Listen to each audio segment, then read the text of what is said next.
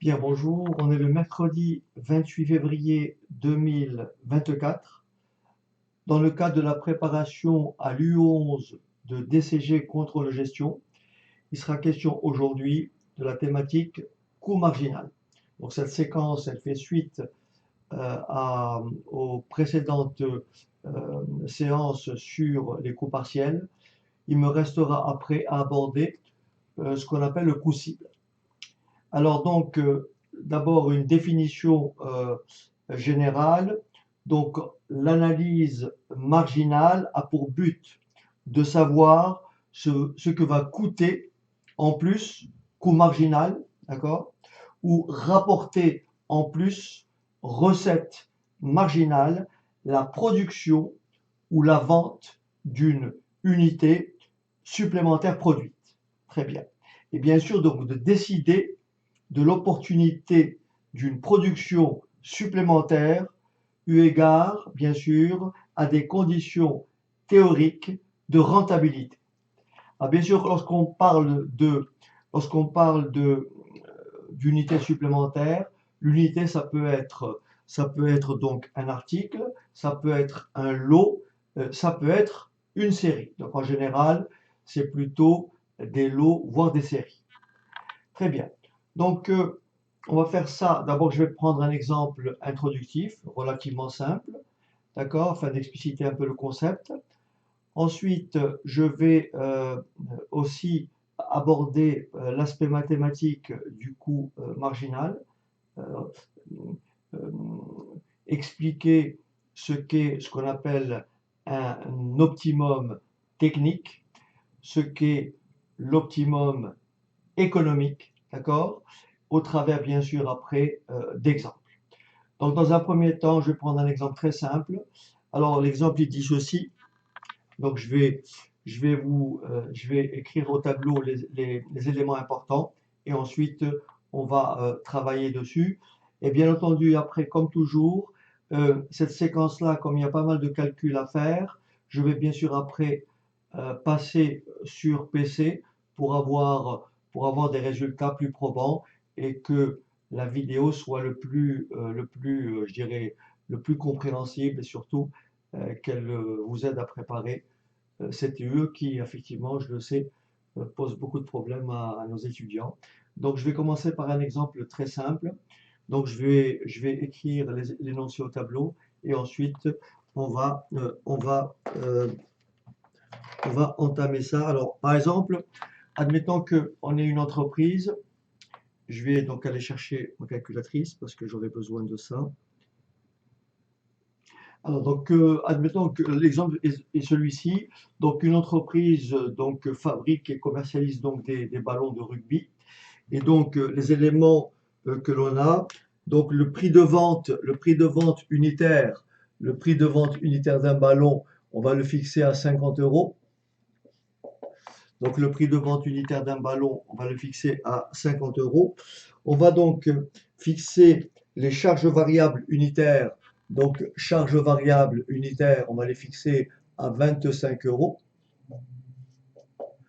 Ensuite, on va supposer que les charges fixes, j'exprime tout ça en milliers d'euros. Les charges fixes, on va dire qu'elles sont de 980 milliers d'euros. Donc, on va tout exprimer en milliers d'euros pour faire simple. Et la production annuelle, donc la production annuelle est de production annuelle, on va supposer qu'elle est de, on va dire 50 000 ballons. Production annuelle de 50 000 ballons de rugby. D'accord?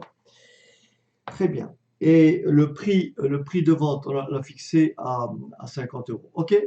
Donc, cette entreprise va donc recevoir, elle va donc recevoir une commande donc euh, supplémentaire de 10 000. Elle va donc recevoir une commande supplémentaire donc de 10 000, ballons. Donc, commande supplémentaire de 10 000 ballons.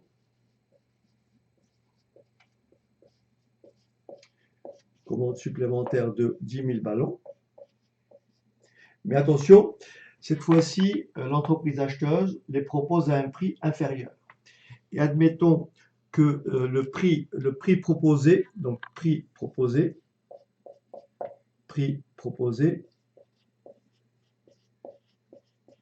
on va dire qu'il est de 40 euros, qui est bien sûr inférieur au prix de vente initial. La question qui est posée, alors bien sûr, on va supposer que l'entreprise est très importante. On va supposer que cette entreprise, normalement, n'a pas à changer de structure. Autrement dit, le, le, le, les conditions techniques lui permettent, c'est-à-dire que la production de 50 000 ballons, d'accord, n'est pas la production maximale que peut réaliser donc l'entreprise. L'entreprise donc a une marge, elle peut effectivement améliorer sa production, l'augmenter sans pour autant modifier le montant des charges fixes. Ça, c'est très important.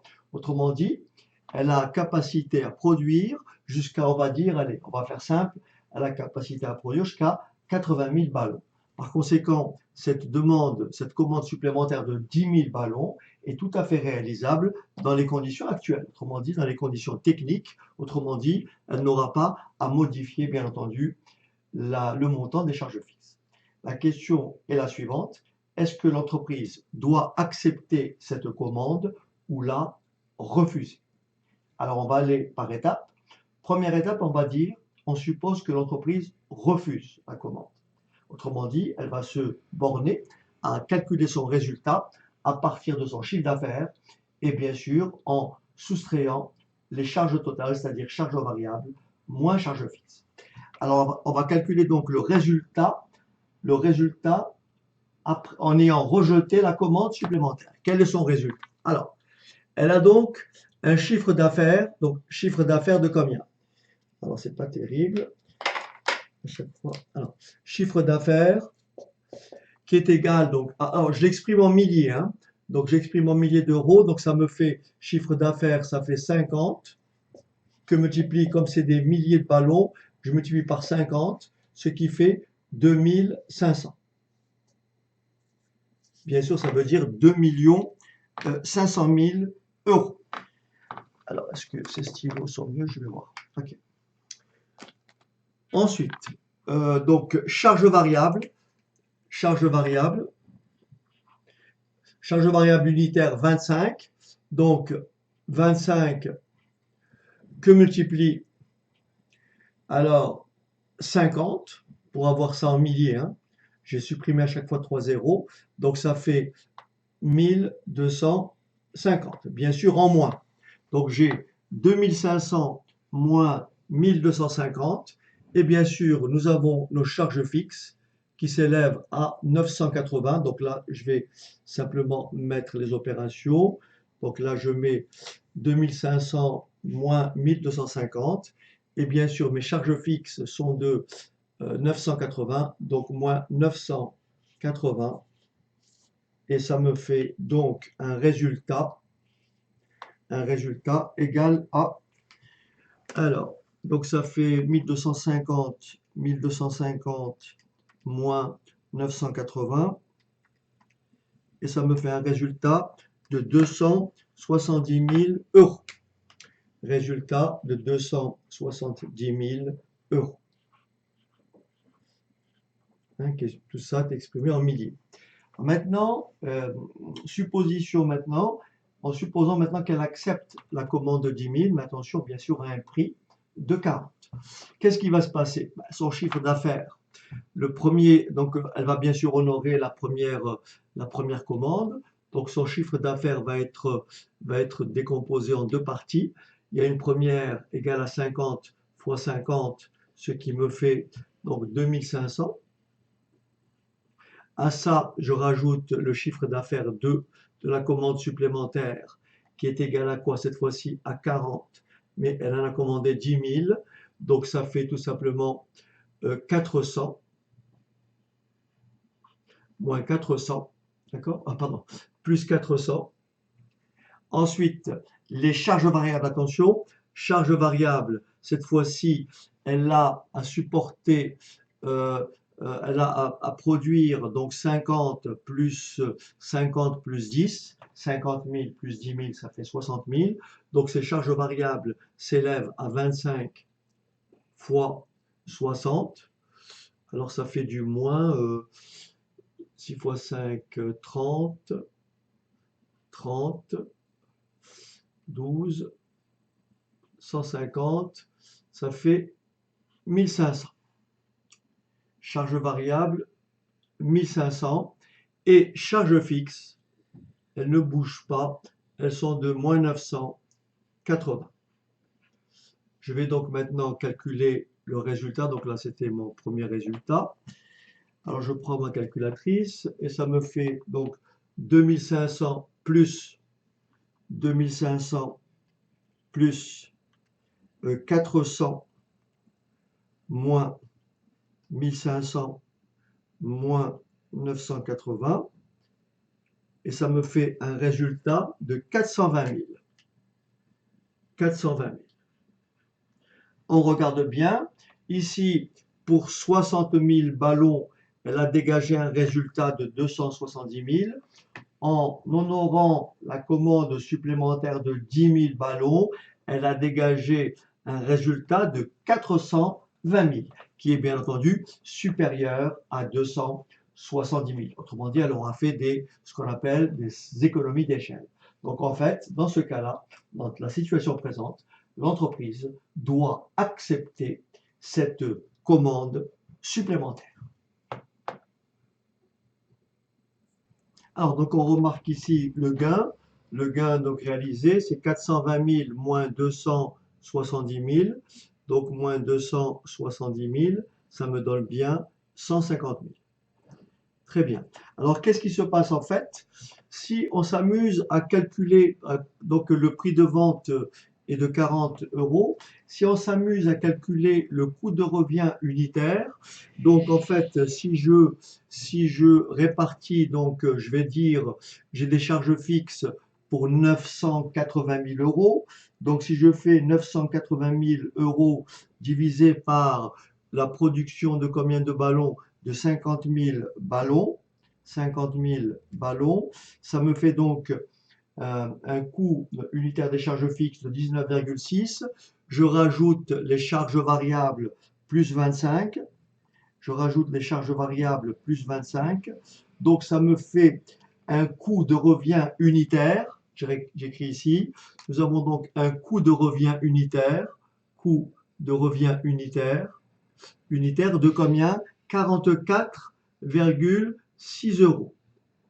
44,6 euros est bien entendu un coût supérieur au prix de vente qui est de 40, mais bien entendu, il faut savoir que malgré que le prix de vente unitaire de 40 soit inférieur au coût de revient unitaire avec le modèle précédent, c'est parce que les charges fixes de combien?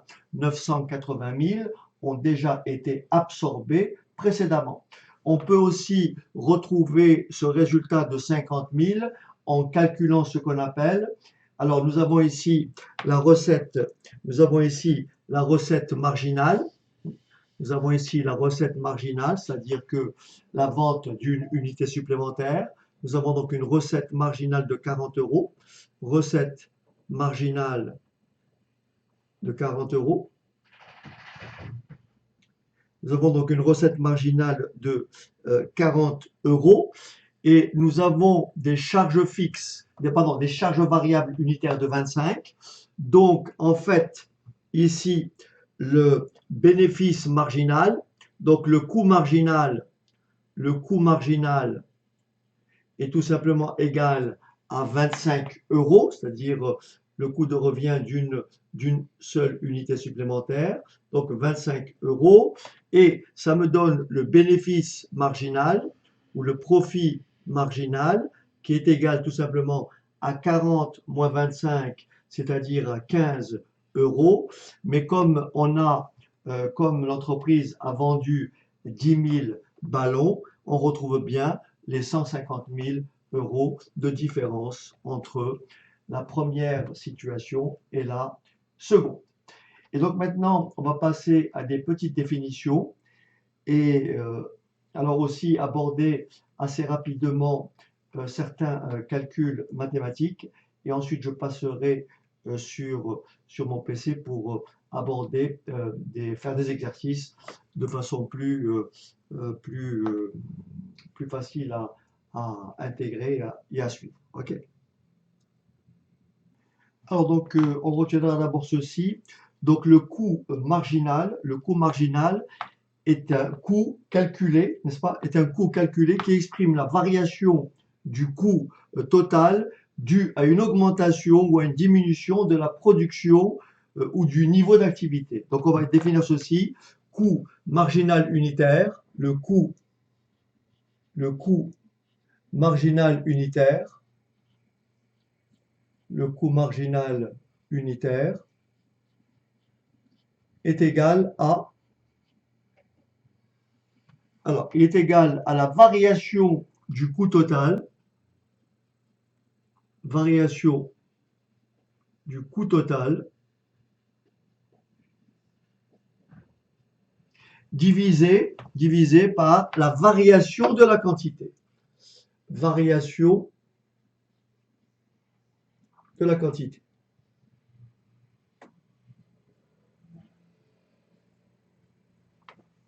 Alors, je vais prendre un exemple très simple pour que ces termes-là ne soient pas aient du sens en fait. Parce que je sais très bien que mes étudiants en général sont toujours très gênés lorsque, surtout en filière DCG, parce qu'il faut une certaine culture économique, il faut un background mathématique. Et j'insiste, on a beau dire, mais c'est quand même une filière. Je le dis à chaque fois à mes étudiants, c'est une filière très intéressante.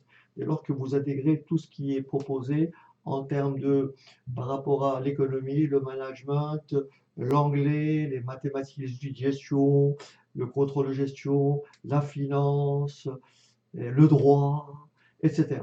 Voilà, donc c'est une formation relativement riche et j'encourage ceux qui sont déjà dans ce cycle-là de continuer, de persévérer malgré les difficultés. En tous les cas, nous sommes toujours là pour vous accompagner et faire en sorte que les choses deviennent de plus en plus simples parce que c'est pas très compliqué. Le tout, c'est de trouver des détours, de trouver des explications qui effectivement peuvent débloquer des situations. Donc ici, je vais prendre un exemple très simple.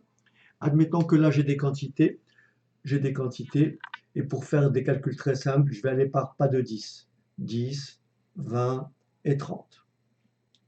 Admettons que là, j'ai des charges variables. Mes charges variables unitaires, je dis n'importe quoi, elles sont de 5. Donc là, ça me fait 50. D'accord? Là, ça me fait 50. Là, ça me fait 100. Et là, ça me fait 150. Admettons que là, j'ai des charges fixes. Bien sûr, je vais dire, pour faire simple, je vais dire 10, 10 et 10. Ou plutôt 20, allez, 20, soyons pas chiche, 20, 20 et 20. Là, je vais calculer le coût total, ce qu'on appelle le coût total. Donc, le coût total, c'est quoi? C'est 10 fois 50 plus 20, ça fait 520. 20, pardon. Ah oui, donc là, j'ai calculé, là, j'ai directement, je suis désolé, je pensais avoir des charges variables unitaires, donc là, j'ai mes charges variables, donc ça fait 70. Donc là, ça me fait 120. Et là, ça me fait 170. 170. Alors, je peux rajouter ici 40. Donc là, ça fait du 40, ça fait 200. Et donc là, ça fait toujours 20 et ça fait 200. Si j'applique ma règle dessus pour calculer le coût marginal, le coût marginal sur masculin, le coût marginal unitaire, je prends la variation du coût total, admettons que je me place là-dessus, que je me place entre là et là. Donc la variation du coût total, c'est 170 moins 120 sur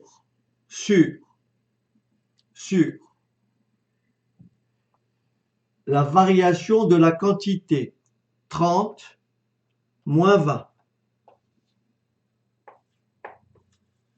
170 moins 120, ça fait combien? Ça fait 50.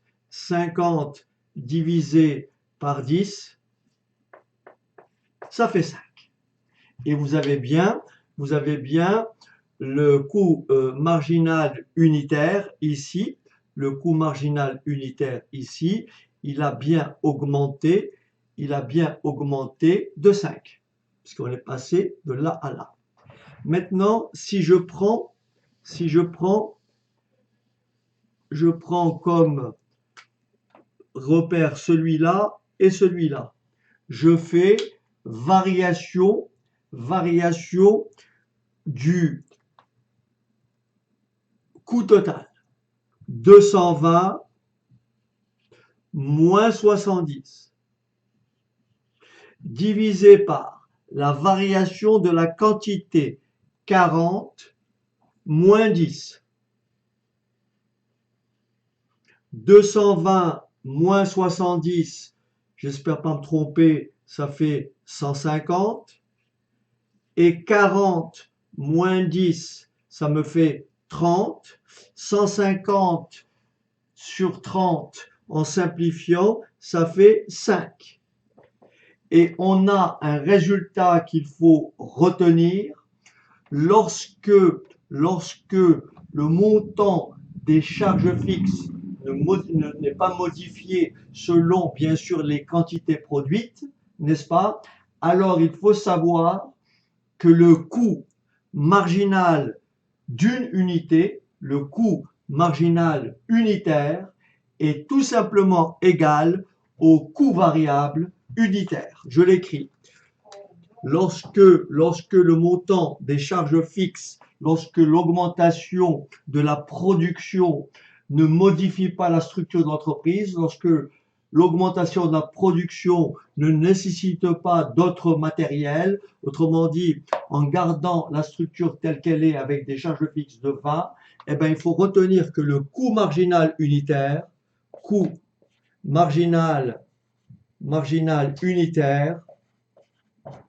le coût marginal unitaire est tout simplement égal au coût variable unitaire.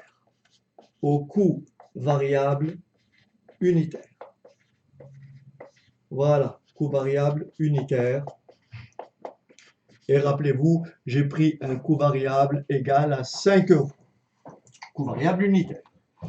Maintenant, que se passe-t-il si bien entendu, mes charges fixes sont modifiées? C'est-à-dire, autrement dit, à partir d'un certain niveau de production, admettons qu'on rajoute, au lieu d'avoir 20, on rajoute 10 de charges fixes. Dans ce cas-là, voilà ce qu'il faut dire. L'augmentation de la production ou du niveau d'activité donc va entraîner une augmentation des charges fixes. Mais simplement, le coût marginal d'une unité dans ce cas-là, elle sera égale au coût variable unitaire, alors dans le cas d'une augmentation des charges fixes, le coût marginal unitaire,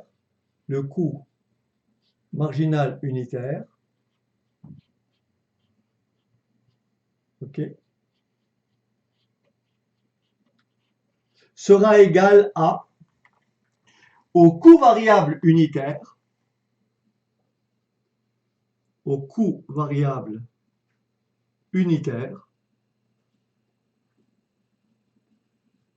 plus les coûts fixes supplémentaires,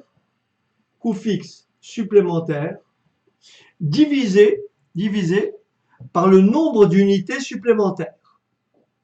Autrement dit, on ramène ça au coût fixe unitaire, divisé par le nombre d'unités supplémentaires. le nombre d'unités supplémentaires. Voilà donc pour ce qui est du coût marginal. Alors maintenant, on va aborder un autre point, donc je vais juste effacer le tableau. Alors un autre point avant d'aborder l'optimum donc technique et économique. Ici, nous avons ce qu'on appelle le coût total et rendement. Donc vous avez la fameuse courbe en S, n'est-ce pas? Où vous avez ici les rendements croissants. Donc là, vous avez les rendements qui sont croissants. Là, vous avez les rendements qui sont constants. Et là, vous avez les rendements qui sont décroissants. D'accord?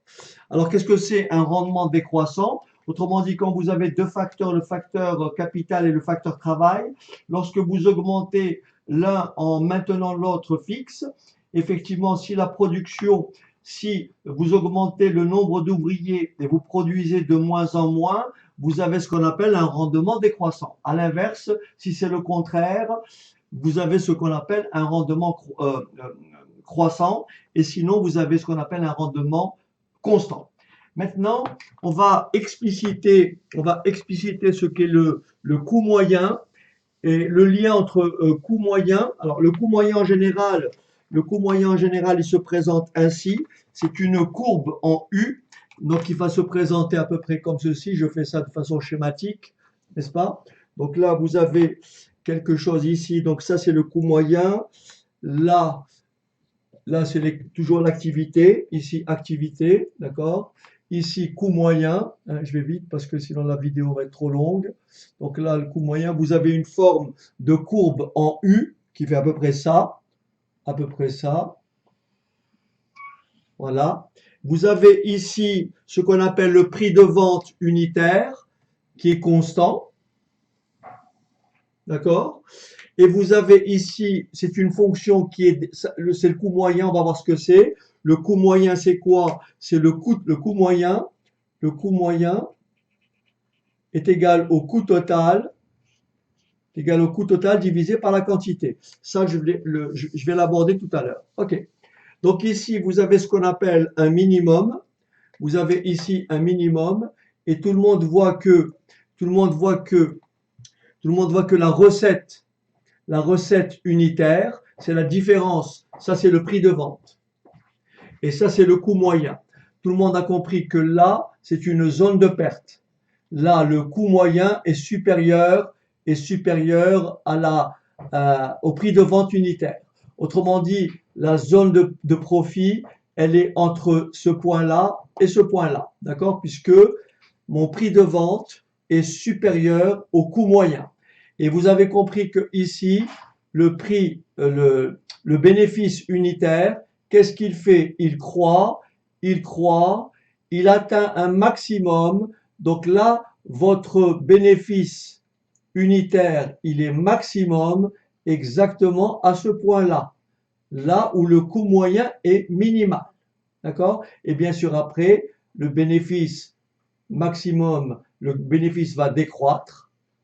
D'accord? Le bénéfice va décroître et bien sûr jusqu'à être égal à 0. Donc le bénéfice, donc là vous avez un bénéfice nul, unitaire nul. Là vous avez un bénéfice nul. Là vous avez une perte et là vous avez une perte. Donc là, jusqu'à cette partie-là à peu près, jusqu'à cette partie-là, c'est la zone de rendement croissant. De là à là, c'est les rendements qui sont constants. Et de là à là, c'est les rendements qui sont décroissants. D'accord? Rendement croissant, constant, décroissant. Et donc ça, ce que vous avez ici, c'est tout simplement mon résultat unitaire ou mon bénéfice unitaire. Donc le bénéfice unitaire est maximum lorsque le coût moyen est comment? Minimum. Alors, premier résultat important, d'abord l'optimum technique. L'optimum technique, d'accord? L'optimum technique est le niveau de production pour lequel le coût moyen est minimum. Hein, c'est le niveau de production pour lequel le coût moyen est minimum. donc qui procure le maximum de résultats unitaires, on l'a vu tout à l'heure, et bien sûr, et donc forcément une plus grande rentabilité. Et d'un point de vue mathématique, l'optimum est obtenu, l'optimum technique est obtenu lorsque le coût moyen est égal au coût marginal. Lorsque le coût moyen est égal au coût marginal. On va essayer de montrer rapidement mathématiquement ce résultat-là. Je vous rappelle, puisque le coût marginal, qu'est-ce que c'est? C'est variation du coût total sur une variation des quantités. Alors, mathématiquement, lorsque vous faites tendre la variation des quantités, vous la faites tendre de façon le delta Q, vous faites tendre delta Q vers 0, et bien la limite de ce rapport-là vous donnera tout simplement la dérivée, le coût marginal est tout simplement égal à la dérivée du coût total. Le coût total, c'est quoi? C'est le coût marginal, c'est la dérivée du coût total, c'est-à-dire, du coût moyen, je voulais dire du coût moyen, la dérivée du coût moyen. Alors, je vais l'écrire. Le coût moyen, le coût total, qu'est-ce que c'est? Le coût total en fonction des quantités. Le coût total, c'est C de Q. Ça, c'est le coût total. D'accord? C'est C de Q. Le coût moyen,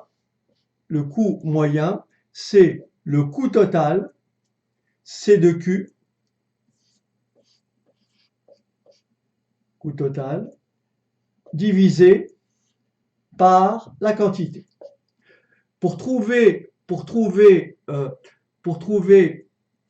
ça c'est le coût moyen. Pour trouver le minimum d'une fonction, vous cherchez la fonction dérivée.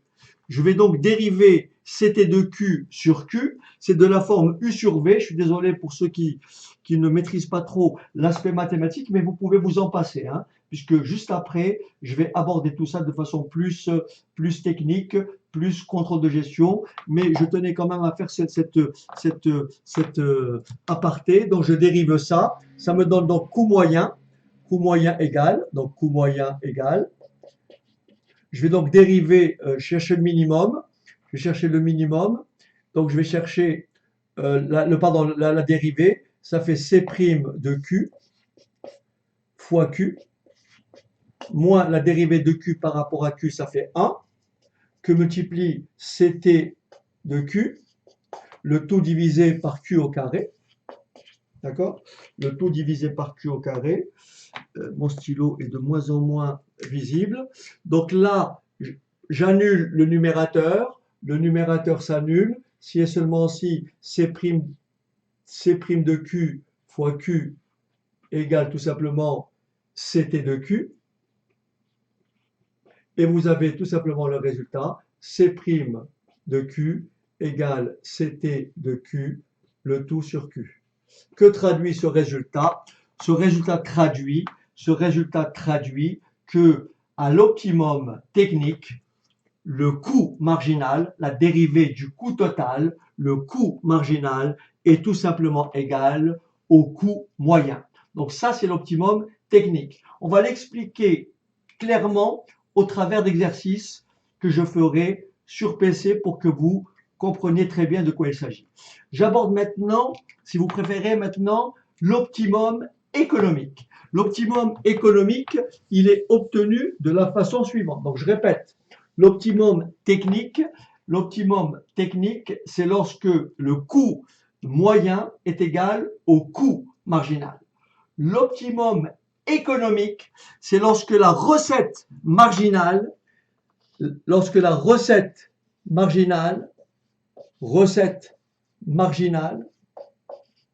égale au coût marginal.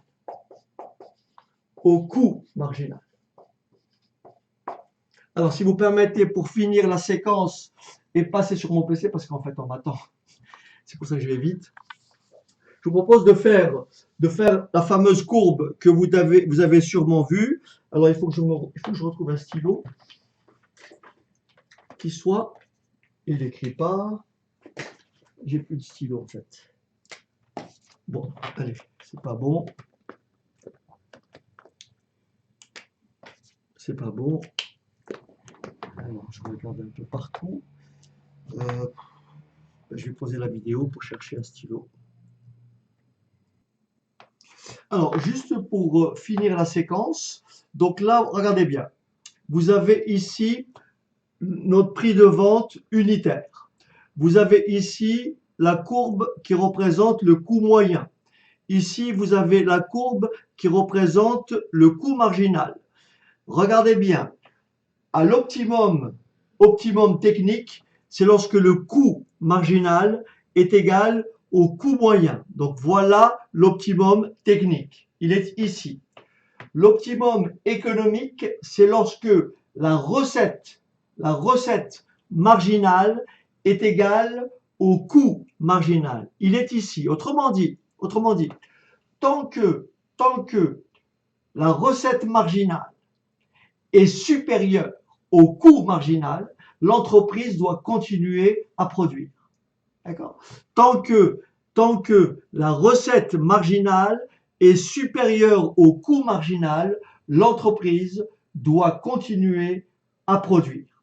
Et donc là où elle réalisera le plus grand résultat global, c'est lorsque le coût marginal sera égal à la recette marginale, et c'est ce qu'on appelle l'optimum économique. Et l'optimum technique, c'est là où effectivement vous avez ce qu'on appelle le résultat unitaire maximal, mais le résultat unitaire maximal ne veut pas dire le résultat global maximal. Alors que là, à l'optimum économique, vous avez le résultat global maximal. OK ? Donc, pour l'optimum technique, c'est lorsque le coût marginal est tout simplement égal au coût moyen. J'arrête la vidéo en direct, je repasse sur mon PC pour prendre des exemples que l'on va essayer je vais expliquer tout ça à travers des applications numériques. À bientôt. Très bien, donc on va compléter ce qu'on vient de dire. On va d'abord aborder l'aspect mathématique du coût marginal. Donc, étude théorique des coûts. Alors, bien sûr, on peut modéliser le coût marginal par l'analyse statistique d'un nombre important de coûts constatés au cours de périodes de calcul successives. Donc, un ajustement statistique du nuage de points obtenus fournit l'équation de la courbe qui donc représente la fonction coût total. Donc, c'est la fonction coût-volume. Alors, premier résultat important, le coût marginal est égal à la dérivée du coût total. Donc ici, dans la suite, je vais appeler la lettre Q va désigner les quantités. Donc la fonction grand C va désigner la fonction coût. Donc bien sûr, le coût est fonction des quantités. On appellera donc coût total. On va définir le coût total comme étant C de Q. Et on vient de dire que le coût marginal, c'est la dérivée du coût total. Donc, comme on l'a dit précédemment, le coût marginal donc, est le coût nécessaire à la production d'une unité supplémentaire. En fait, c'est tout simplement la variation du coût, bien sûr, fonction de la variation des quantités. Donc, si on écrit delta C sur delta Q, alors sans faire trop de mathématiques, d'accord, il faut savoir que lorsque delta Q, la différence, cet accroissement tend vers 0, c'est-à-dire que lorsque delta Q tend vers 0, le rapport delta C sur delta Q va tout simplement tendre vers la dérivée du coût total. D'accord?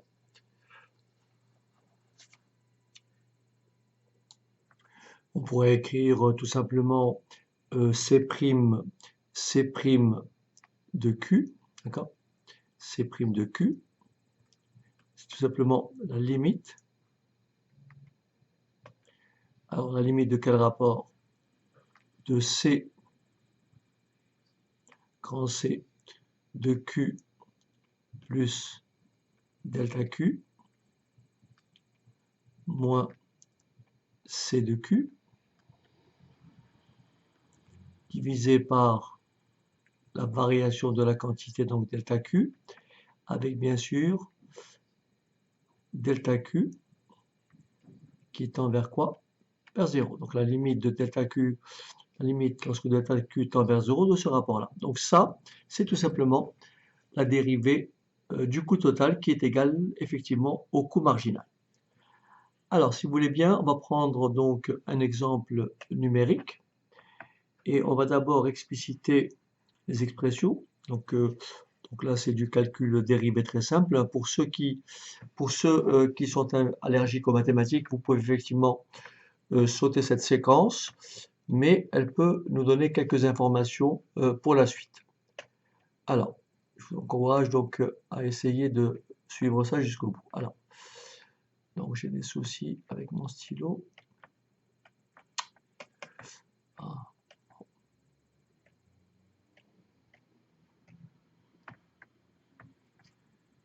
Bon, alors, on va donc prendre l'exemple suivant.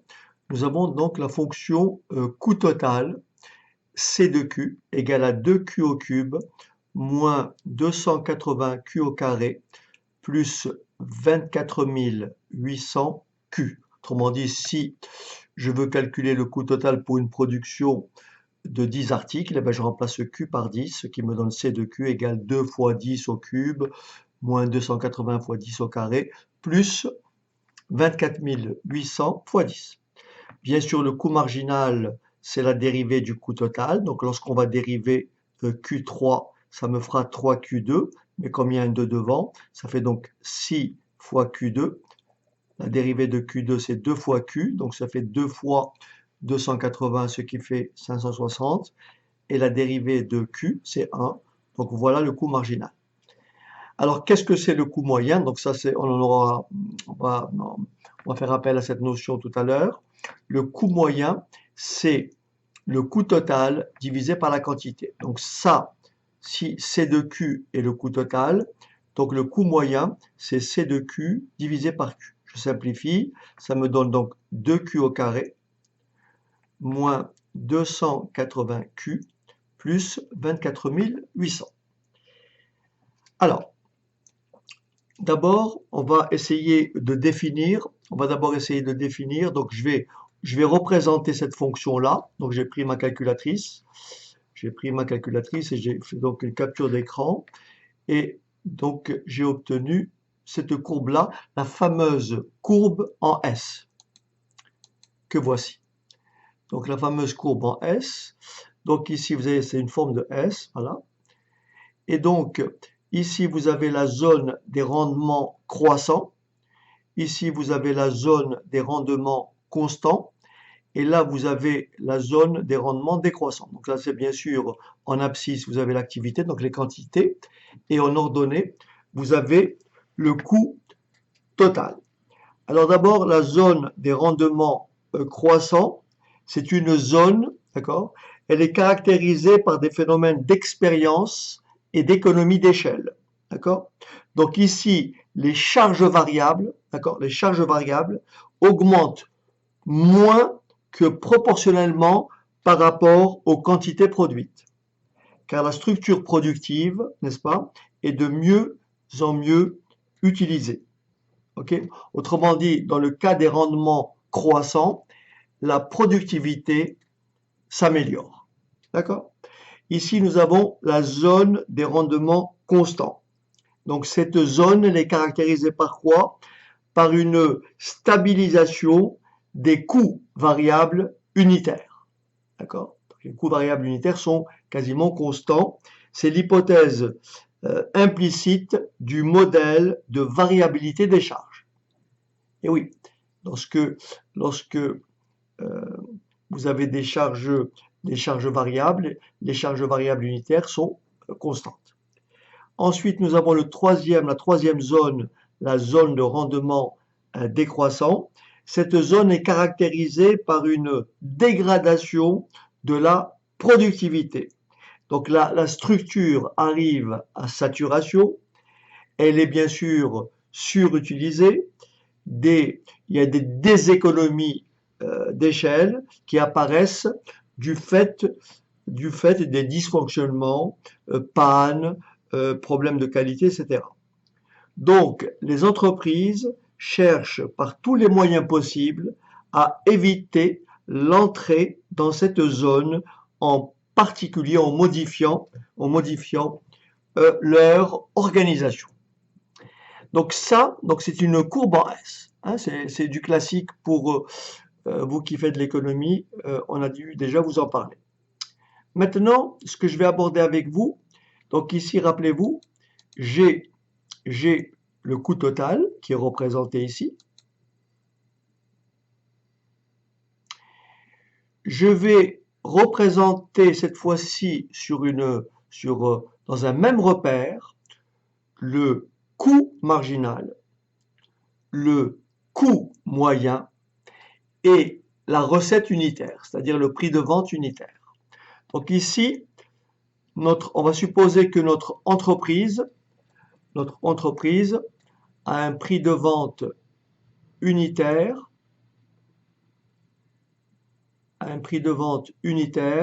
égal, je crois, à 23 000 euros. C'est bien ça. Donc, il faudrait que je le rajoute ici. Donc, le prix de vente unitaire est de 23 000 euros. Je vais donc représenter la fonction coût marginal, la fonction coût moyen et la fonction prix de vente unitaire. Nous avons ces trois courbes. Là, vous voyez, là, la courbe bleue, bien entendu, c'est notre courbe du coût total. Je suis obligé, bien sûr, on la voit pas. Donc ici, vous remarquez quoi? Alors donc ça, je vais prendre un tout petit instant pour vous expliquer clairement, pour vous montrer clairement quelle est la différence déjà entre l'optimum technique et l'optimum économique. Et bien sûr, on va aborder ça sous l'angle mathématique tout à l'heure, mais déjà visuellement. La courbe noire que vous voyez ici, c'est la courbe qui représente le coût moyen. Vous voyez, en noir, c'est le coût moyen. Rappelez-vous, le coût moyen, c'était quoi? C'était 2 fois Q au carré moins 280 Q plus 24 800. Mais sur ma calculatrice, j'ai pris comme variable X, donc j'ai remplacé Q par X, et donc j'ai bien 2X, la courbe, pardon, là je dis...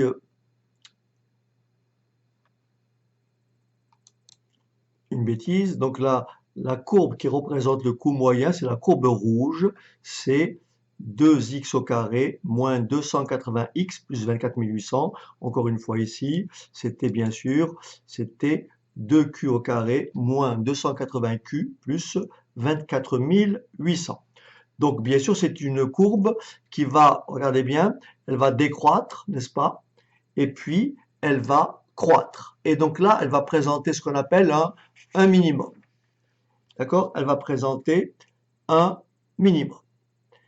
Et donc ici, en violet, vous avez la courbe prix unitaire, prix de vente unitaire, 23 000 euros. Vous voyez, donc c'est une constante, 23 000. Et vous avez en noir la courbe qui représente la fonction F3, qui représente le coût marginal. Vous voyez, ça c'est le coût total. Coût total, la dérivée du coût total, c'est bien 6x au carré moins 560x plus 24 800. 24 800. Hein. Donc ça, c'est le coût marginal qui est ici. 6Q au carré moins 560Q plus 24 800. Alors maintenant, regardez bien. Il faut bien comprendre ce qui va suivre. Premièrement, on va s'intéresser ici à la relation prix de vente unitaire, 23 000, et le coût moyen. Entre ce point et ce point, d'accord, nous avons bien sûr une zone de profit. Alors, retenez tout simplement ici que cette zone-là, de là à là, cette zone-là, on l'appellera, comme tout à l'heure, la zone des rendements croissants. Là, nous avons la zone des rendements constants et là, nous avons la zone des rendements décroissants. Donc, encore une fois, ici, nous avons le prix de vente. Ici, nous avons le prix de vente qui est de 23 000. Hein. Donc, ça, c'est le prix de vente unitaire. OK. Est-ce que vous êtes d'accord avec moi que le résultat unitaire sera positif si le prix de vente unitaire est supérieur au coût moyen? Et vous remarquez quoi? Vous remarquez ici que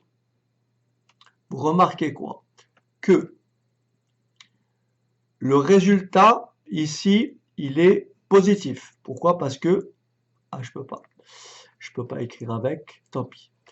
Je vais le faire autrement. Ah non, je vais faire autrement. Donc ici, vous avez compris.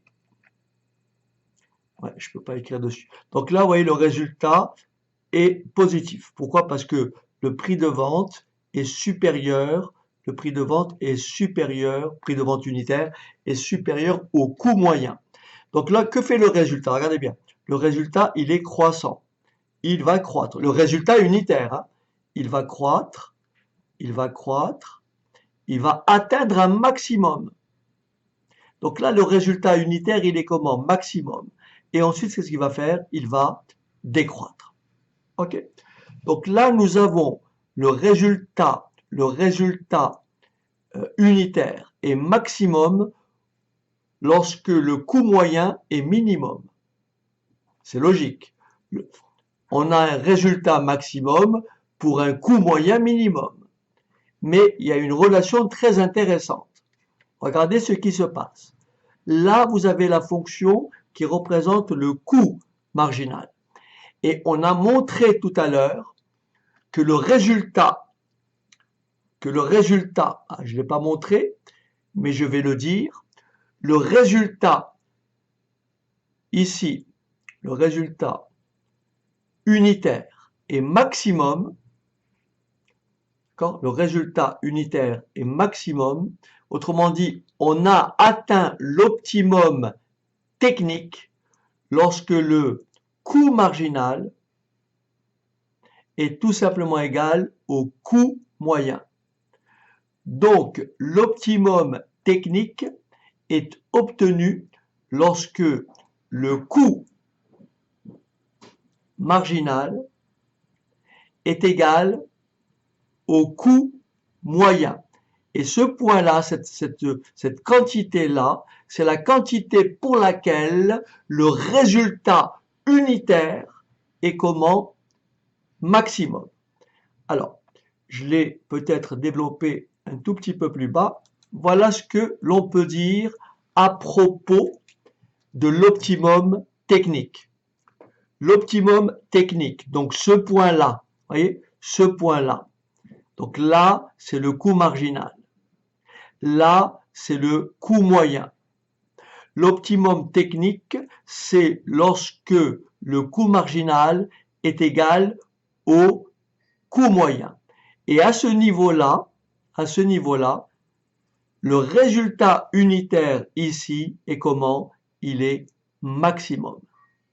Donc le résultat unitaire est maximum lorsque le coût marginal est égal au coût moyen. C'est ce que j'ai essayé de montrer ici. Alors voilà ce que j'écris. D'abord, l'optimum technique. on vous dit que c'est le niveau d'activité pour lequel le coût moyen est minimum. Ça, c'est l'optimum technique.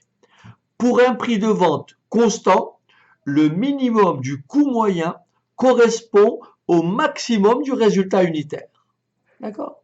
Le minimum du coût moyen représente, donc là je vais essayer peut-être de refaire.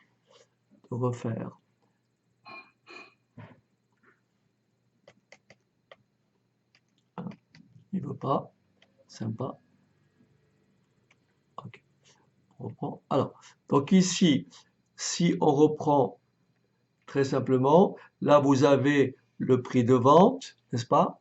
Donc là, vous avez ce qu'on appelle le coût moyen, qui va faire quelque chose comme ça. Coût moyen. Et vous avez compris que le résultat unitaire, c'est la différence. Donc là, vous voyez, là, nous avons une perte. Là, autrement dit, la zone de profit, elle est entre là et là. Et que fait le résultat, comme je l'ai dit? Il va croître, il va croître, il va atteindre un minimum, un maximum. Donc ça, c'est le résultat unitaire qui est au maximum. Et là, après, il va décroître. Et ce point-là, d'accord, c'est le point de rencontre, du coût marginal et du coût moyen. Et enfin, je n'ai pas tout à fait, j'ai pas fait ça proprement. Bon, mais vous avez compris que ce point de rencontre-là, c'est l'optimum technique. Alors, je redéfinis ce que je viens de dire. Donc, l'optimum technique, d'accord, c'est le niveau d'activité pour lequel d'abord le coût moyen est minimum. Et bien sûr, il faut retenir ceci, le coût moyen est minimum quand il est égal au coût marginal. Et aussi, pour un prix de vente constant, le minimum du coût moyen correspond au maximum du résultat unitaire. Et c'est ça qu'il faut retenir. Optimum technique correspond au maximum du résultat unitaire. Alors maintenant, on va établir quoi? On va montrer pourquoi lorsque le coût moyen est minimum, alors à ce moment-là, le coût moyen doit nécessairement être égal au coût marginal. Alors je vais plutôt écrire, ça sera beaucoup plus facile à comprendre plutôt que de lire ce que j'ai écrit là. Je préfère reprendre, alors vous avez les éléments bien posés. D'abord le coût moyen, donc j'écris le coût moyen, alors j'écris la lettre M majuscule, est égal au coût total, donc en fonction de Q, c'est égal au coût total, donc C de Q, divisé par la quantité. Ça, c'est le coût moyen. Là, c'est de la forme U sur V. Je vous rappelle, pour dériver U sur V, on fait U', on fait U', U', moins V', sur V au carré. D'accord? Donc, je vais dériver la fonction coût moyen. Donc, j'écris Cm' égale. Donc, ça, c'est U et ça, c'est V. Donc, c'est U', donc ça fait donc C' de Q, que multiplie V, donc fois Q, moins U'. Mais la dérivée de Q par rapport à Q, c'est 1, donc moins 1, que multiplie V, c'est-à-dire C de Q. Le tout sur V au carré, donc Q au carré. Pour trouver le minimum d'une fonction, il faut annuler la dérivée. Donc la dérivée s'annule, autrement dit, C'M de Q égale 0, si et seulement si le numérateur est nul. Donc je vais annuler mon numérateur. Donc C' de Q fois Q, moins C de Q, égale 0. Je résous cette équation et j'obtiens C' de Q fois Q égale C de Q. Je divise par Q et j'ai donc C' de Q égale C de Q sur Q. Et c'est quoi C' de Q sinon le coût marginal? Le coût marginal. Et c'est quoi C de Q sur Q? C'est le coût moyen. Donc ici, je démontre que le coût moyen est minimum Donc la dérivée du coût moyen s'annule si et seulement si le coût marginal est égal au coût moyen. Et l'abscisse, la valeur, la quantité pour laquelle il y a égalité entre la quantité produite pour laquelle il y a égalité entre le coût marginal et le coût moyen, ça, c'est votre optimum technique. À l'optimum technique, le résultat unitaire est maximum. Voilà ce qu'il faut retenir. À l'optimum technique, le résultat unitaire est maximum. On va passer maintenant, je vais vous parler maintenant de l'optimum économique. Alors faites attention. Résultat unitaire pour l'optimum technique. Pour l'optimum économique, ça sera le résultat global. Je vous l'explique tout de suite, le temps d'effacer le tableau. Je vous rappelle donc le lien déjà entre coût marginal et recette marginale, ou prix de vente. Hein, d'accord. En fait, l'entreprise acceptera toujours une commande supplémentaire dès lors que le coût marginal est inférieur au prix de vente. D'accord? C'est ça qui est très important. Et tout à l'heure, en optimum technique, on a raisonné en résultat unitaire. Regardez maintenant ce qui va se passer dans le cas de l'optimum économique. Je reviens à mon exercice de tout à l'heure. Je reviens à mon exercice. Donc là, vous avez cette fois-ci le coût marginal. Donc là, j'ai le coût marginal. Et là, j'ai la recette marginale, mon prix de vente unitaire. Et regardez ce point-là. Tant que le coût marginal, vous voyez, tant que le coût marginal est inférieur à la recette marginale, il faut accepter la commande supplémentaire. Et donc là, qu'est-ce que vous allez faire? Vous allez cumuler les recettes. Vous allez donc cumuler jusqu'à arriver ici à une recette globale. Vous n'acceptez, parce qu'en fait ici, vous avez réalisé des économies d'échelle. Donc vous avez enregistré un résultat qui va effectivement progresser.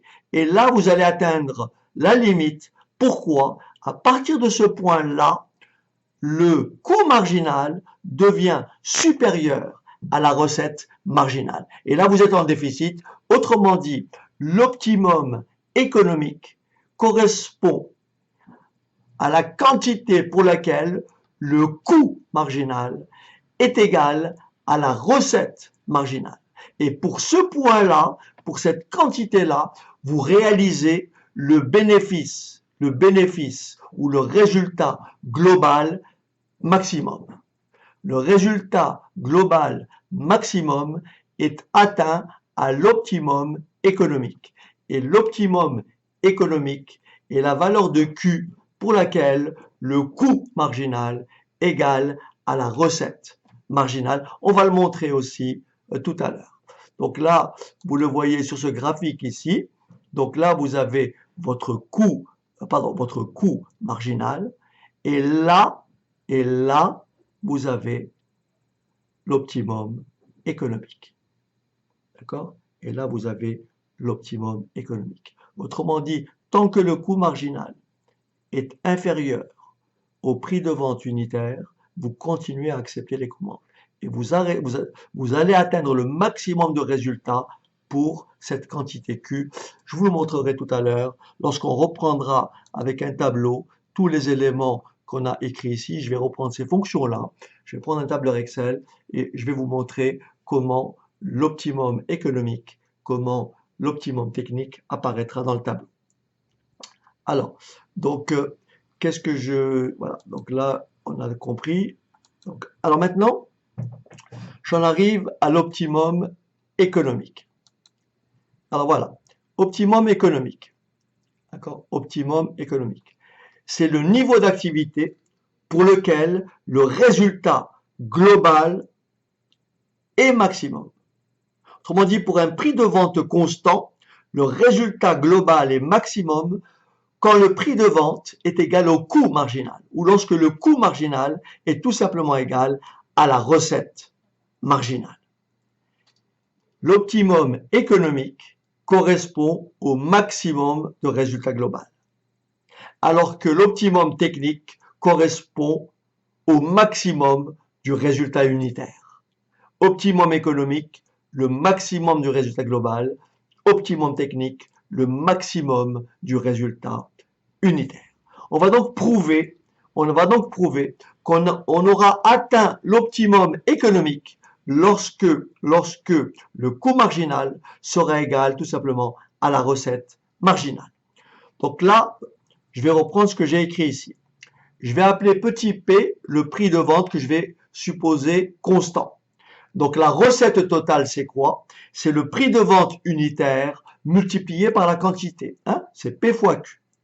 Donc le résultat global, qu'est-ce que c'est un résultat? C'est le chiffre d'affaires moins le total des charges. Le chiffre d'affaires ici, c'est notre recette totale qui est égale à P fois Q et notre coût total, c'est C de Q. Comme tout à l'heure, pour trouver le maximum d'une fonction, il faut bien sûr chercher la valeur de Q qui annule la dérivée. Donc ici, R de Q, c'est mon résultat ou ma recette globale. Pas ma recette globale, mon résultat global, désolé. Le résultat global, grand R. Donc R de Q égale chiffre d'affaires moins coût total. On va donc dériver le résultat global. La dérivée de R de Q, c'est R' de Q. La dérivée de Q, c'est 1, donc ça me fait P. Et la dérivée de C de Q, c'est C' de Q.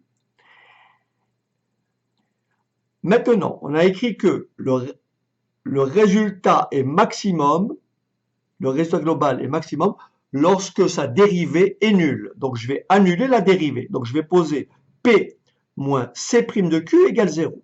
Je résous l'équation et j'ai la dérivée du résultat global est égale à 0 si et seulement si la dérivée du coût total est égale à P. Mais qu'est-ce que c'est la dérivée du coût total? Ben, c'est le coût marginal. Et qu'est-ce que c'est P? Ben, c'est la recette marginale. Et le tour est joué. Donc je répète, l'optimum économique correspond au maximum du résultat global. Il est atteint lorsque le coût marginal est tout simplement égal au prix de vente ou tout simplement à la recette marginale. Alors maintenant, je vais reprendre dans un tableau avec les valeurs et je vais vous montrer sous une feuille Excel. Donc je vais reprendre ces fonctions-là. Je vais prendre des valeurs entre, je sais pas moi, de 5 à 150 quantités. Et je vais rentrer, bien sûr, on a dit que le prix de vente était de 23 000. Je vais rentrer la fonction coût total, la fonction coût moyen, la fonction coût marginal. Alors voilà ce que ça donne. Voilà ce que ça donne. Donc ici, j'ai mes quantités. Donc je vais monter un tout petit peu. Voilà. J'ai mes quantités ici, Q. Là, j'ai le coût total qui est égal. Alors, bien sûr, si vous regardez ici, j'ai rentré la fonction précédente. D'accord? Là, j'ai le coût marginal. Le coût marginal, c'est quoi? C'est la dérivée du coût total.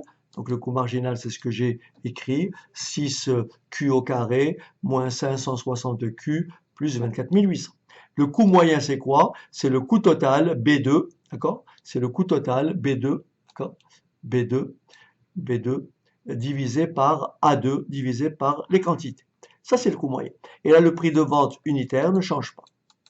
Et là, qu'est-ce que c'est le résultat unitaire? Le résultat unitaire, c'est le prix de vente unitaire moins le coût moyen.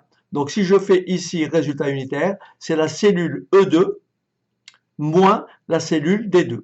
Donc, E2 moins D2, j'obtiens moins 450. Autrement dit, j'ai une perte. Résultat unitaire est déficitaire. Que fait le résultat unitaire? Comme je vous l'ai montré tout à l'heure, regardez bien ce qu'il fait. Le résultat unitaire, il croît, voyez, et à un moment donné, il croît, il atteint un maximum et il décroît. Voyez. Et donc ça, là, lorsque le résultat unitaire est maximal, c'est que le coût moyen est forcément égal au coût marginal. Regardez ici le coût moyen, 15 000, le coût marginal, 15 000, et vous avez votre résultat unitaire qui est bien sûr maximal. Est-ce que c'est clair? Voilà, j'espère que vous avez compris. Encore une fois, le résultat unitaire est maximum lorsque le coût moyen est égal au coût marginal. Maintenant, on va s'intéresser à l'optimum économique. Et pour ça, on va s'intéresser cette fois-ci au résultat global. Qu'est-ce que c'est le résultat global? C'est le chiffre d'affaires total, donc c'est 23 000 fois 5, 23 000 fois 5, moins le coût total. Je répète, 23 000 prix de vente unitaire fois 5, chiffre d'affaires pour 5 quantités vendues, moins le coût total de production des 5 unités. Et ça me donne un résultat global négatif. Donc la formule, elle est là. C'est, alors je l'ai écrit, comment j'ai trouvé le résultat global? J'ai écrit F2 fois A2. Alors j'ai écrit F2, c'est encore plus facile. Hein, je peux faire comme j'ai fait, ou alors je prends le résultat unitaire que j'ai multiplié tout simplement par la quantité. Soit vous faites prix total, chiffre d'affaires total 23 000 fois 5, moins 11 000, 117 250, ou alors vous faites tout simplement 5 fois, puisque ça c'est le résultat unitaire, je multiplie par 5. Alors que fait le résultat global? Regardez bien. Le résultat global, il va croître. Il va croître. Il va croître. Il va continuer à croître. Et à un moment donné, il va décroître. Et là, j'ai atteint le maximum du résultat global. Et lorsque vous avez atteint le maximum du résultat global, c'est que le coût marginal, d'accord, le coût marginal est nécessairement égal au prix de vente unitaire ou à la recette marginale. Et qu'est-ce que vous voyez? Le coût marginal 23 000 est égal à la recette marginale. Et qu'est-ce que vous remarquez? Dès que le coût marginal devient supérieur à 23 000, autrement dit le coût marginal égal à 25 750, vous avez une perte puisque votre prix de vente, votre recette marginale n'est que de 23 000. Et donc là, regardez bien, je répète, l'optimum technique est atteint lorsque le coût marginal est égal au coût moyen. L'optimum économique, c'est-à-dire lorsque le résultat global est maximum lorsque le coût marginal est égal à la recette marginale. Et là, j'ai représenté juste en bas, là ce que j'ai représenté, c'est la fonction coût total, qui ne peut pas rentrer ici parce que j'ai pas les mêmes unités en fait. Voilà. Donc ici vous avez en orange, ici en orange, vous avez le, pardon, d'abord en gris, vous avez le prix de vente unitaire, 23 000, vous voyez, 23 000. En bleu, vous avez ici le coût moyen, en bleu. Et en orange, vous avez ici le coût marginal. Alors maintenant, regardez bien. La quantité, l'optimum technique, c'est combien d'unités? 70. L'optimum économique, c'est combien d'unités? 90. Donc je répète, la quantité technique est égale à 70 et la quantité économique est égale à 90. C'est ce que j'ai montré sur ma calculatrice. Et donc là, vous avez la fameuse, là vous avez le coût moyen, là vous avez le coût marginal, et là vous avez l'optimum technique, et là vous lisez bien 70. Regardez bien, 10, 20, 30, 40, 50, 60, 70. Après, 70, 80, 90. Et à 90, vous avez quoi? Coût marginal égale recette marginale. Et donc là, vous avez ce qu'on appelle l'optimum technique, économique. Optimum économique égale à 90 unités. Optimum technique égale à 70 unités. Donc je tenais quand même à faire cette précision parce qu'elle n'apparaît pas toujours dans les manuels de façon explicite. Donc là, il faut bien distinguer les deux notions. Et je vous propose juste un petit exemple ici. Alors, est-ce que je l'ai noté ici? Donc ça, je viens de vers. Voilà. Donc je vous propose, nous avons ici une entreprise qui fabrique et vend annuellement 6000 unités d'un produit au prix de 320 € l'unité. La capacité de production permettrait éventuellement de fabriquer jusqu'à 10 000 unités. Une étude des coûts a montré que le coût total est de la forme coût total égale 180 Q plus 600 000, où Q représente le nombre de produits fabriqués et vendus. Donc l'entreprise reçoit une proposition de commande supplémentaire concernant 2000 unités au prix de 280 €. Ce prix-là, vous avez compris, il est inférieur à celui proposé ici. D'accord? Question, alors, quel est le seuil de rentabilité de l'entreprise? Donc là, on va déterminer le seuil de rentabilité en quantité. D'accord? Faut-il accepter la commande supplémentaire? On va tenir un raisonnement global et marginal. Quel est le prix minimum auquel cette commande peut être acceptée? Vous avez compris que le prix minimum, il va falloir rapprocher ça du coût marginal. Ensuite, établir l'équation du coût moyen d'un produit, calculer le coût moyen d'un produit fabriqué et vendu dans les deux cas. Donc là, cette relation est très simple puisque ça, c'est le coût total. Donc là, vous avez compris que vous avez ici une partie variable, voyez, et une partie fixe. Autrement dit, pourquoi cette partie-là, elle est fixe? Parce que C de 0, d'accord? C de 0 égale 600 000. D'accord?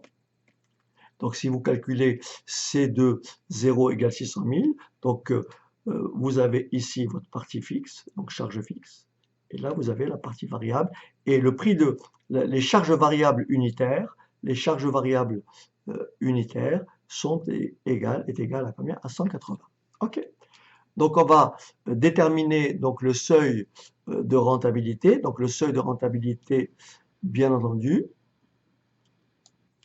Alors, je vais passer. On va donc répondre à la première question. Quel est donc le seuil de rentabilité de l'entreprise? Alors, je rappelle que le seuil de rentabilité, c'est le niveau du chiffre d'affaires ou le niveau d'activité pour lequel le résultat est nul. On peut donc déjà calculer le résultat. Le résultat, ça va être quoi? Ça va être la marge unitaire fois la quantité, moins les charges fixes. Donc le résultat ici, si je le calcule, résultat égal, le prix de vente unitaire 320, d'accord? Ça, c'est le chiffre d'affaires unitaire. Ici, nous avons des charges variables unitaires 180, ce qui me donne donc une marge de 320 moins 180, que multiplier la quantité. Bien sûr, ça, c'est ma marge, moins les charges fixes. Ça, c'est mon résultat. Donc ici, ça me fait résultat égal 140 Q moins 600 000. Alors bien sûr, pour trouver le seuil de rentabilité, donc c'est le niveau d'activité, donc c'est la quantité fabriquée vendue pour lequel ce résultat est nul. Donc je pose mon égalité, 140 Q moins 600 000 égale 0. Et donc je vais trouver le seuil de rentabilité en quantité, ce qui équivaut à Q égale à 600 000 divisé par 140. Alors, 600 000 divisé par 140, donc arrondi, ça fait à peu près 4 286 unités. Donc ça, c'est le seuil de rentabilité en quantité. Pour avoir le seuil de rentabilité en valeur, il suffit donc de faire, donc le seuil de rentabilité en valeur est égal à 4 286 que multiplie 320. Et donc ça me fait donc 4286 fois 320, ça me fait 1 371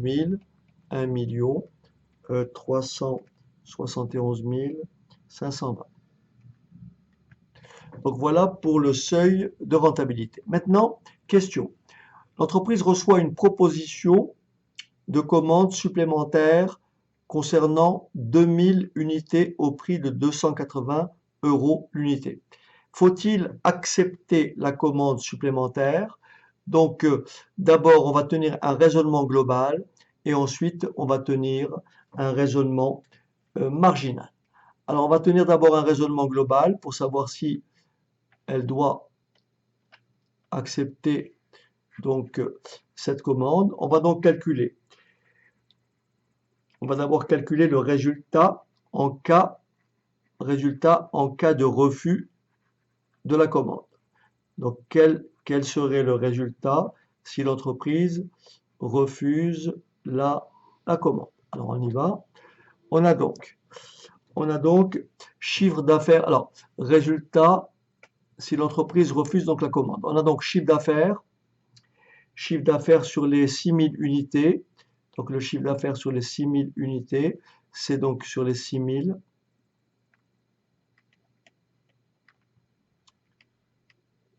Nous avons donc 320 que multiplie 6000, ce qui me fait un total de 1 920 000. Encore une fois, 320 fois 6000, ok. Donc 1 920 000. Ensuite, on va calculer les charges variables sur les 6000. Charges variables sur les 6000. Nos charges variables, j'aurais pu calculer le coût total directement. Hein. Charges variables sur les 6000, ça me fait 180 fois 6000. Donc ça me fait moins 1 080 000. Moins les charges fixes, qui sont de 600 000. Et donc, ça me fait un résultat en cas de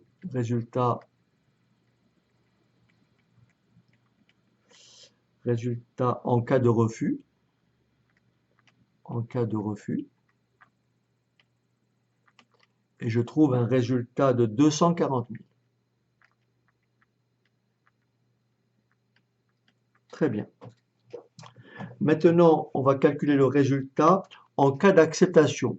Donc, on aura deux chiffres d'affaires. On aura le premier chiffre d'affaires, donc là, en cas d'acceptation, on aura le premier chiffre d'affaires 1920, 1 million, pardon, 920 000.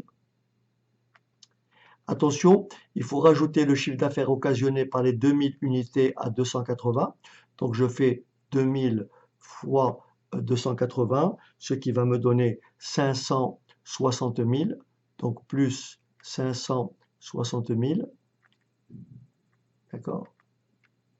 Attention, mes charges variables maintenant, on a au total combien d'unités? 2000 plus 6000. Donc, la quantité Q, cette fois-ci, elle est égale à 8000. On va donc faire pour les charges variables, on va faire donc 8000 que multiplie 180. Et 8000 fois 180, ça me fait moins 1 440 000. Et bien sûr, on a fait une économie d'échelle puisque mes charges fixes sont inchangées et on a 600 000 de charges fixes. Et là, je calcule mon résultat en cas d'acceptation. Et mon résultat en cas d'acceptation, il est de 440 000. Autrement dit, j'ai amélioré mon résultat de 200 000. J'ai pu faire donc une économie d'échelle. Donc ça, c'est un raisonnement qui est comment? Global. Je vous propose maintenant de tenir un raisonnement marginal. D'accord? Alors je vais garder donc l'amélioration, on a dit 440 000 moins 240 000, ce qui fait donc 200 000. Donc maintenant, si on tient un raisonnement marginal, rappelez-vous donc les 600 000 de charges fixes, bien sûr, ont couvert la production de 6000 unités. Donc le fait d'avoir une production supplémentaire de 2000 ne va pas augmenter le montant des charges fixes puisqu'il est stipulé que la capacité de production permettrait d'éventuellement de fabriquer jusqu'à 10 000 unités. Donc là, j'en ai 6 000, on m'en commande 2 000, donc c'est possible. Ce qui veut dire que là, je vais raisonner de façon unitaire, puisqu'on me demande un raisonnement marginal. Mon prix de vente unitaire, le nouveau, est 280. Mes charges variables unitaires sont de 180. Donc ma marge unitaire, ma marge sur coût variable unitaire, elle est de quoi? De 280 moins 180, ce qui me donne tout simplement 100. Et donc, on m'a commandé 2000 unités, forcément, mon résultat va être égal, mon résultat, bien sûr, supplémentaire occasionné par ces 2000 unités, sera égal à 100 fois, comment dirais-je, à 100 fois 2000, ce qui donne tout simplement 200 000 euros. Et 200 000 euros, c'est exactement ce que l'on retrouve en faisant 440 000 euros moins 240 000 euros. Alors ici, on me dit quel est le prix minimum auquel cette commande peut être acceptée. Le prix minimum, puisque les charges fixes absorbent jusqu'à 10 000 unités, donc il faut, si on reste dans la zone où la commande supplémentaire ne dépasse pas, la somme ne dépasse pas les 10 000, alors il faut veiller à ce que notre prix de vente couvre au moins les charges variables. Donc le prix de vente, le prix minimum par unité est tout simplement égal à 180 euros. Le prix minimum est de 180 euros, ce qui veut dire que la commande, le prix minimum est donc de 180 que multiplie combien?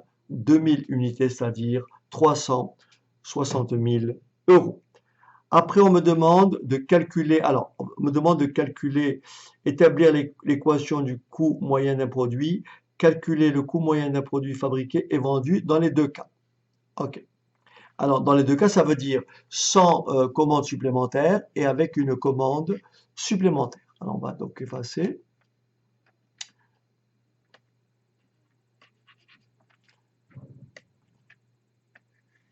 Alors, d'abord, c'est quoi le coût moyen? On a dit que c'est le coût total divisé par la quantité. Donc, j'ai C de Q qui est égal à 180 Q plus 600 000.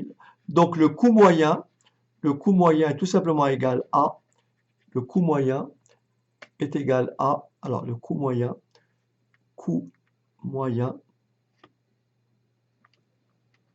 en fonction de Q, c'est le coût total, C de Q divisé par Q. Ce qui me donne ici 180 plus 600 000 divisé par Q. Vous avez compris qu'à l'unité ici, les charges variables deviennent constantes et les charges fixes, bien sûr, est une fonction décroissante des quantités, puisque vous faites ce qu'on appelle une économie d'échelle. Alors, premier cas, donc le coût moyen, c'est 180 plus 600 000 sur Q. On va d'abord calculer en cas de refus, donc le coût moyen en cas de refus, dans le premier cas, c'est-à-dire dans le cas où on se limite à 6 000, donc le coût moyen que j'appelle C1, il est égal à 180 plus 600 000 divisé par 6 000. Donc dans ce cas-là, 180 plus 100, ce qui me donne un coût moyen de 280 euros. Maintenant, en cas d'acceptation de l'autre commande, le coût moyen est égal à 180 plus, alors attention, 180 plus 600 000 Et c'est là où interviennent les économies d'échelle.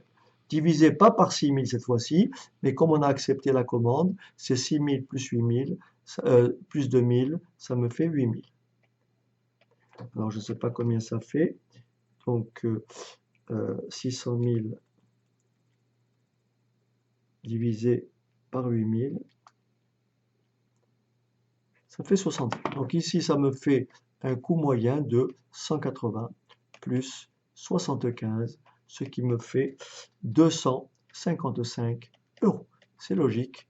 J'ai effectivement, comme je l'ai dit, réalisé une économie d'échelle. Donc là, la vidéo, je pense que je vais l'arrêter là. Je comptais faire 2 ou 3 exemples ou un exemple supplémentaire, mais je pense qu'il est un peu tard.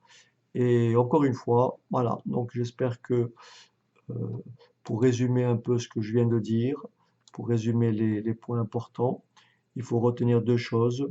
Il faut retenir euh, ce qu'est la quantité, l'optimum technique qui est réalisé lorsque le coût marginal est égal au coût moyen. Et donc là, euh, euh, l'optimum technique, c'est lorsque le résultat unitaire est maximum. En revanche, l'optimum économique, c'est lorsque le coût marginal est égal à la recette marginale, autrement dit, il est réalisé lorsque le résultat global est comment? Lorsque le résultat global est euh, maximum. Donc ça, c'est l'optimum technique, et ça, c'est l'optimum économique. Et là, vous avez les fameuses figures qui résument donc.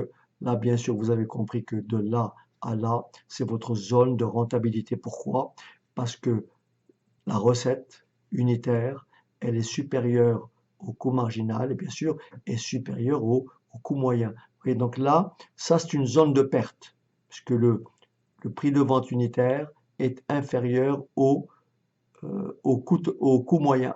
Ici, le prix de vente unitaire est inférieur au coût moyen, alors que là, le prix de vente unitaire est supérieur au coût moyen. Donc, zone de profit, zone de perte. Et ce point-là, c'est le point de concours. La quantité que vous lisez ici, c'est l'optimum technique, c'est lorsque le coût marginal égale au coût moyen.